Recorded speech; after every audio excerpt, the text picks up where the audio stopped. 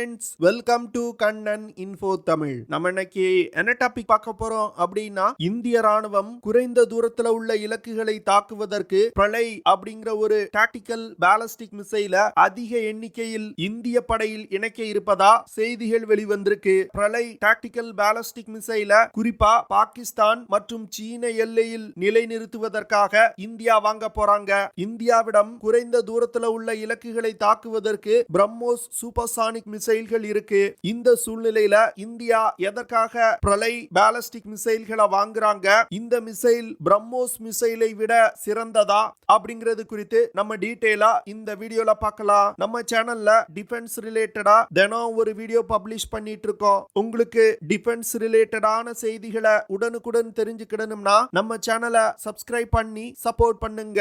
Ukraine Russia போர் இந்திய ராணுவத்திற்கு நிறைய படிப்பினைகளை கொடுத்திருக்கு. உக்ரைன் ரஷ்யா போற இந்திய ராணுவம் ரொம்ப க்ளோஸா வாட்ச் பண்ணி வந்துகிட்டு இருக்காங்க. இதற்கு முக்கிய காரணம், இந்திய ராணுவத்துல பயன்பாட்டுல உள்ள 70% ஆயுதங்கள் ரஷ்ய தயாரிப்பு ஆயுதங்கள். உக்ரைன் ரஷ்யா போர்ல ரஷ்ய ஆயுதங்களோட செயல்பாடு எப்படி இருக்கு, ஒரு நீண்ட நாள் யுத்தத்துல ரஷ்ய தயாரிப்பு ஆயுதங்களை பயன்படுத்தும் போது என்ன மாதிரியான குறைபாடுகள் வர வாய்ப்பு இருக்கு அப்படிங்கிற விஷயத்த இந்தியா ரொம்ப க்ளோஸா மானிட்டர் பண்ணி வந்துகிட்டு இருக்காங்க. ரஷ்யா போன்று இந்தியா ஒரு நீண்ட நாள் யுத்தத்தை நடத்தணும்னா விலை குறைவான ஆனா அதிக செயல்திறன் கொண்ட ஆயுதங்கள் இந்தியாவிற்கு தேவை. அந்த வகையில தற்போது இந்தியாவுக்கும் சீனாவுக்கும் இடையே லைன் ஆஃப் ஆக்சுவல் கண்ட்ரோல் பகுதியில அடிக்கடி பிரச்சனை ஏற்பட்டு வருது. இந்த மோதல்கள் எந்நேரமும் ஒரு யுத்தமா மாறுவதற்கு அதிக வாய்ப்பு இருக்கு. இந்தியா தன்னுடைய ராணுவ பலத்தை தொடர்ந்து அதிகரிச்சு வந்துகிட்டு இருக்காங்க. இந்த சூழ்நிலையில இந்திய ராணுவம் பிரளை டாக்டிக்கல் பாலிஸ்டிக் மிசைல்களை அதிக அளவு வாங்கி இந்திய படையில் இணைக்க இருப்பதா செய்திகள் வெளிவந்திருக்கு. இந்த பிரளை டாக்டிக்கல் பாலிஸ்டிக் மிசைல்னால 150 முதல் 500 கிலோமீட்டர் தூரத்துல உள்ள இலக்குகளை மிக துல்லியமா தாக்க முடியும். பிரளை டாக்டிக்கல் பாலிஸ்டிக் மிசைல்களை அதிக அளவு வாங்கி இந்திய படையில் இணைப்பது குறித்து இந்த வாரம் நடக்க உள்ள ஒரு ஹை லெவல் மீட்டிங்ல முடிவெடுக்க இருப்பதா செய்திகள் வெளிவந்திருக்கு. இந்திய ராணுவம் மிசைல்களை பயன்படுத்தி தாக்குதல் நடத்துவதற்கு பிரத்யேகமா ராக்கெட் போர்ஸ் அப்படிங்கிற ஒரு படையணியை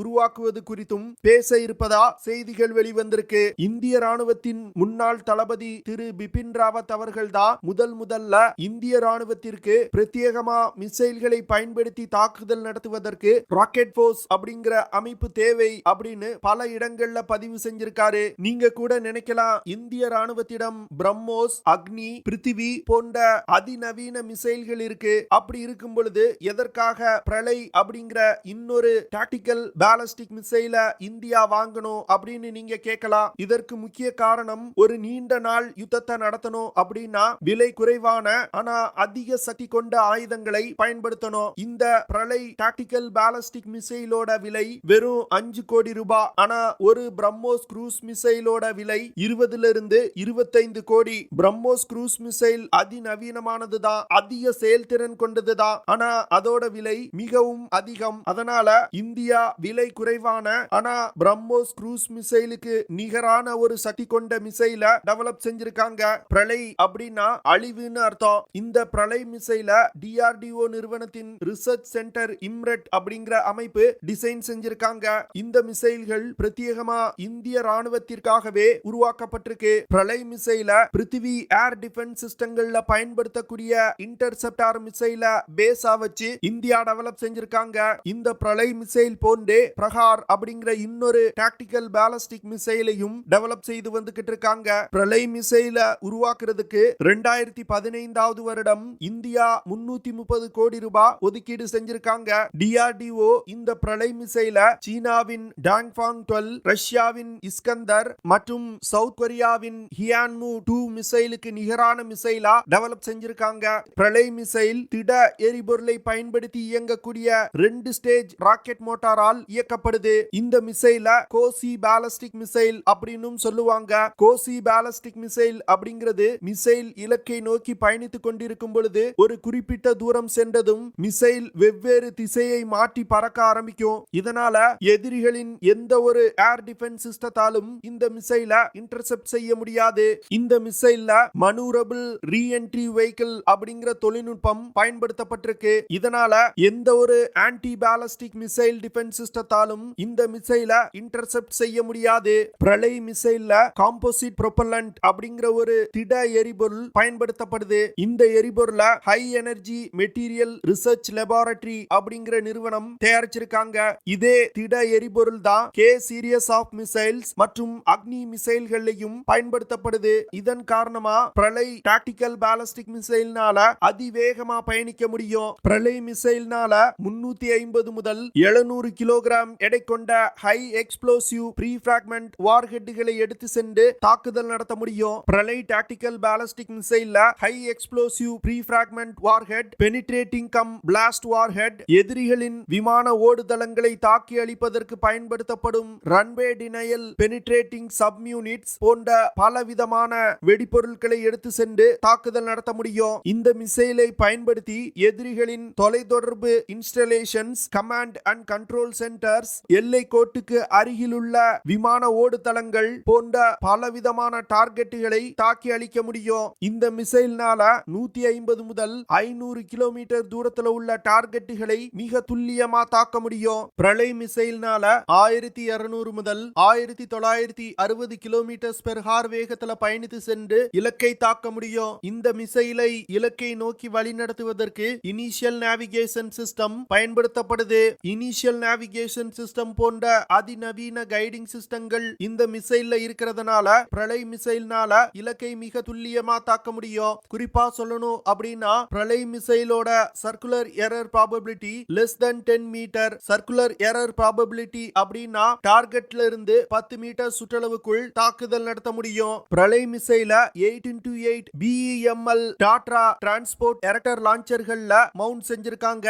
இதனால இந்த மிசைல ஒரு இடத்துல இருந்து இன்னொரு இடத்துக்கு ஈஸியா டிரான்ஸ்போர்ட் செய்ய முடியும். ஒரு யுத்த நேரத்துல பிரளய் மிசைல டிரான்ஸ்போர்ட் எரக்டர் லான்ச்சர்கள்ல மவுண்ட் செய்து பங்கர்கள்ல பதுக்கி வைத்துக் கொள்ள முடியும். தேவைப்படும் பொழுது பிரளய் மிசைல பங்கர்களை விட்டு வெளியே கொண்டு வந்து எதிரிகள் மீது தாக்குதல் நடத்த முடியும். இந்தியா பிரளய் மிசைல் தவிர பிரகதி, பிரணாஸ், பிரகார் போன்ற 3 டாக்டிக்கல் பாலிஸ்டிக் மிசைல்களை டெவலப் செய்து வந்துகிட்டு இருக்காங்க. இந்திய ராணுவம் ராக்கெட் போர்ஸ் படையணியை உருவாக்கும் பொழுது அடுத்தடுத்து இந்த டாக்டிக்கல் பாலிஸ்டிக் மிசைல்கள் டெவலப் செய்யப்பட்டு இந்திய படையில் இணைக்கப்படும். பிரளய் மிசைல்ல அதிநவீன நேவிகேஷன் மற்றும் இன்டகிரேட்டட் ஏவியானிக் சிஸ்டம் இணைக்கப்பட்டிருக்கு. இதன் மூலமா இந்த மிசைல்களால் எதிரிகளின் ஏர் டிஃபென்ஸ் சிஸ்டங்களையும் மீறி இலக்குகளை தாக்க முடியும். இந்த மிசைல்கள் பிரத்யேகமா எதிரிகளின் ஏர் டிஃபென்ஸ் சிஸ்டத்தையும் மீறி ஹை வேல்யூ டார்கெட்டுகளை தாக்குவதற்காகவே இந்தியா டெவலப் செஞ்சிருக்காங்க. இந்த மிசைல் இந்திய படையில் இணைக்கப்பட்டுச்சு அப்படின்னா இந்திய படையின் தாக்கும் திறன்ல ஒரு மிகப்பெரிய முன்னேற்றம் ஏற்படும். அது மட்டும் இல்லாம இந்த மிசைல்களை பயன்படுத்தி எதிரிகளின் ஏர் டிஃபென்ஸ் சிஸ்டம் சைட் மற்றும் சிறிய அளவிலான ஹை வேல்யூ டார்கெட்டுகளை மிக துல்லியமா தாக்க முடியும். பிரளய் மிசைல பிரம்மோஸ் சூப்பர்சானிக் க்ரூஸ் மிசைல்களோடு இணைத்து இந்தியா பயன்படுத்த திட்டமிட்டிருக்காங்க. இந்திய ராணுவத்துல அக்னி, கே சீரியஸ் ஆஃப் மிசைல்ஸ், பிருத்திவி போன்ற மிசைல்கள் அதிக அளவுல இணைக்கப்பட்டு பயன்படுத்தப்பட்டு வருது. ஆனா இந்த மிசைல்கள்லாம் 1000 கிலோமீட்டருக்கும் அதிகமான தூரத்துல உள்ள இலக்குகளை தாக்கக்கூடியது. அது மட்டும் இல்லாம இந்த மிசைல்கள் பிரத்யேகமா அணு ஆயுதங்களை ஏந்தி சென்று தாக்குதல் நடத்துவதற்காக உருவாக்கப்பட்டவை. ஒரு சாதாரண கன்வென்ஷனல் வார்ஹெட்டை எடுத்து சென்று 100 இருந்து 500 கிலோமீட்டர் தூரத்துல உள்ள இலக்குகளை தாக்கணும்னா இந்திய ராணுவம் பிரம்மோஸ் மிசைல்களை மட்டுமே இப்பொழுது நம்பி இருக்காங்க. அதனால சீனாவுக்கும் இந்தியாவுக்கும் இடையே ஒரு யுத்தம் வந்துச்சு அப்படின்னா அது ஒரு சிறிய அளவிலான யுத்தமா தான் இருக்கும். அதாவது எல்லை பகுதியில் நடக்கக்கூடிய யுத்தமா இருக்கும். அப்படி இருக்கும் பொழுது எல்லை பகுதிக்கு அருகில் உள்ள சீன டார்கெட்டுகளை தாக்குவதற்கு இந்தியாவிற்கு இது போன்ற டாக்டிக்கல் பாலிஸ்டிக் மிசைல்கள் மிகவும் அவசியம். இதற்காக தான் இந்த பிரளய் மிசைல்களை இந்திய படையில் இணைக்க போறாங்க. என்ன பொறுத்தமட்டில் இந்திய ராணுவம் இந்த பிரளய் மிசைல அதிக அளவில் வாங்கி இந்திய படையில் இணைப்பது ஒரு நல்ல விஷயம் அப்படின்னு நினைக்கிறேன். நீங்க என்ன நினைக்கிறீங்க? இந்தியா தொடர்ந்து அதிகமா பிரம்மோஸ் மிசைல்களை இந்திய படையில் இணைக்கணுமா இல்ல பிரளய் மிசைல்களையும் இணைக்கலாமா அப்படிங்கறத கமெண்ட் பண்ணுங்க.